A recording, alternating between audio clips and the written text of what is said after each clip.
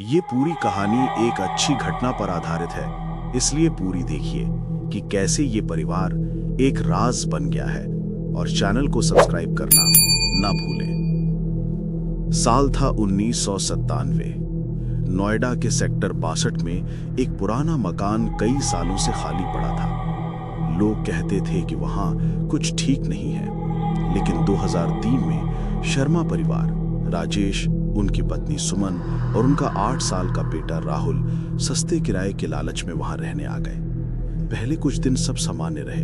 मकान बड़ा था, लेकिन अजीब सी नमी और ठंडक हमेशा महसूस होती थी। सुमन ने ध्यान दिया कि दीवारों पर पुरानी आग के निशान थे, जैसे कभी वहां कुछ जला हो। उन्होंने सोचा शायद पुराना मकान है, लेकिन धीरे धीरे सब कुछ बदलने लगा।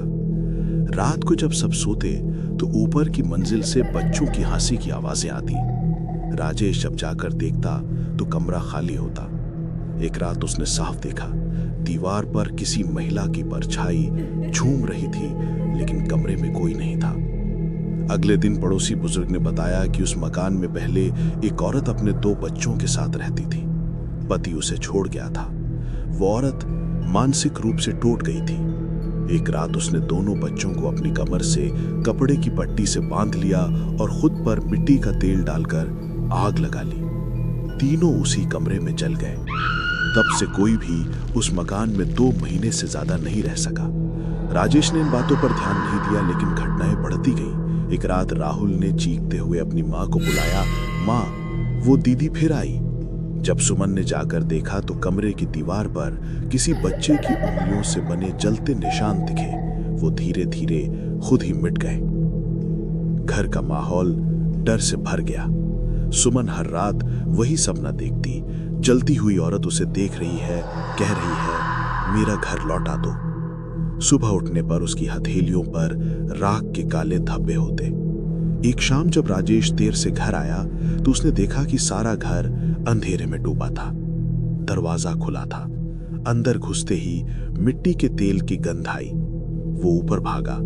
राहुल अपने बिस्तर पर सोया हुआ था, पर उसके बगल में राख का छोटा ढेर पड़ा था, जैसे कोई अदृश्य चीज वहां जलकर खत्म हुई हो। उस रात के बाद शर्मा परिवार ने वो मकान हमेशा के लिए छोड़ दिया। वो कहते हैं जाते समय पीछे मुड़कर देखने की हिम्मत नहीं हुई, लेकिन फिर भी सुमन ने कार के शीशे में देखा कि बालकनी पर वही औरत खड़ी थी, काले धुएं जैसी आंखों से उन्हें जाते देख रही थी। आज भी उस मकान में कोई नहीं रहता। पास के लोग कहते हैं अमावस्या की रातों में वहां बच्चों की खिलखिलाहट और किसी औरत की धीमी फुसफुसाहट सुनाई देती है, मेरा घर लौटा दो।